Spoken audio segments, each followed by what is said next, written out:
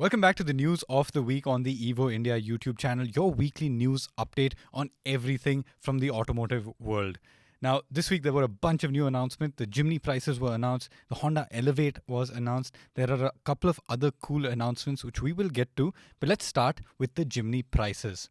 Now, prices for the Jimny, they start at rupees 12.74 lakhs for the Zeta manual, that's the base manual, and they go all the way up to 15.05 lakhs for the top-end automatic dual-tone variant. Now, this is a little more expensive than we expected it to be. In my first drive review, I expected the prices to be between 11 lakhs and 15 lakhs ex-showroom. So at the base end, they are slightly more expensive than what I thought they would be. But let's put them in the perspective of its chief rival, which is the Mahindra Thar. Now, the Thar, it has the rear-wheel drive and the 4x4 variants. The rear-wheel drive actually undercuts the Jimny by a whole 2 lakhs. With the 1.5 diesel engine, Mahindra has been able to price the Thar really aggressively because it does benefit from the sub 4 meter tax breaks. But we need to also do an apples to apples comparison. The Jimny 4x4 actually competes with the Thar 4x4, and in that sense, the Jimny undercuts the Thar by 1 lakh rupees on the bottom end and little over a lakh on the top end. Honestly, I expected a little bit more of a gap to the Thar in this respect, but that's all right. The Jimny, it's a little more expensive than at least I anticipated, but it still has a lot going for it. Go check out our full review to find out what it's all about. Now, the second bit of news is the announcement of the Honda Elevate. If you're not in the know, let me just explain to you what the Elevate is very quickly. It is a midsize SUV which sits in that crowded segment. It's the Creta segment. So you've got the Creta, you've got the Seltos, Grand Vitara, High Rider, Kushaq, Taigun, that crowded segment of SUVs, that's exactly where the Honda Elevate will slot in. Now, prices, they are not out yet. The launch, it is next month, but we do know a couple of few important details. One, it is based on the Honda City platform. Two, it gets the Honda City's engine. So you get the same 1.5 IV Tech engine that puts out 119 bhp and 150 Nm of torque. You get a 6-speed manual and a CVT option, just like the Honda City. You get a boot space of 458 liters. In terms of the sunroof, you only get a single pane sunroof. You get a digital instrument cluster and a 10.25-inch infotainment screen. The Elevate will also get Honda's ADAS suite, which is, again, something that we've seen on the Honda City already. Now, like I said, launch is next month. There's a lot to talk about. We'll get to it when the car is launched. We'll be driving the car very soon as well. But that aside, Honda has committed to launching 4 more SUV models in India before 2030.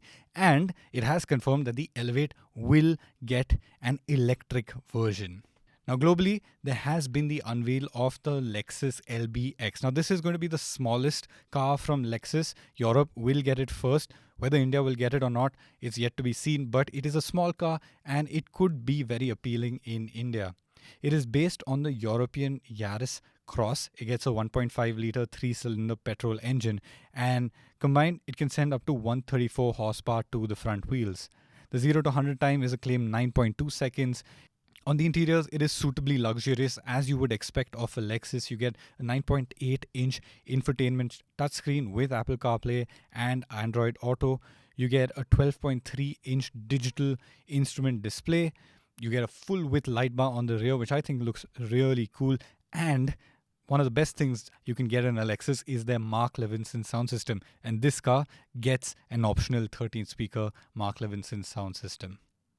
Now, before we move ahead, a little bit of corporate news. JLR has rebranded itself. The corporate identity of the parent company, it has a new logo. Now, this JLR logo, which you will be seeing on your screen right now, it will not appear on the cars and the SUVs. So Jaguars, they'll still get Jaguar badging. Land Rovers still get Land Rover badging. This is the corporate identity for the parent company.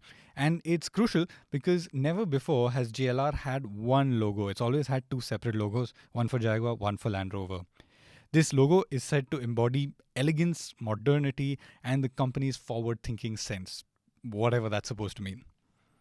In other news, on 2 wheels, the 2023 Kawasaki Ninja 300 has launched in India. It's priced at Rs 3.43 lakhs ex-showroom.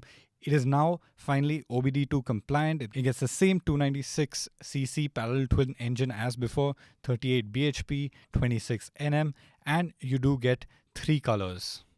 And lastly, on the motorsport front, last weekend I was actually in Jakarta to watch the Jakarta E-Prix. It was a really interesting race. Pascal Wehrlein, who drives for Porsche, won the first race. It was a double header. There were 2 races over the weekend.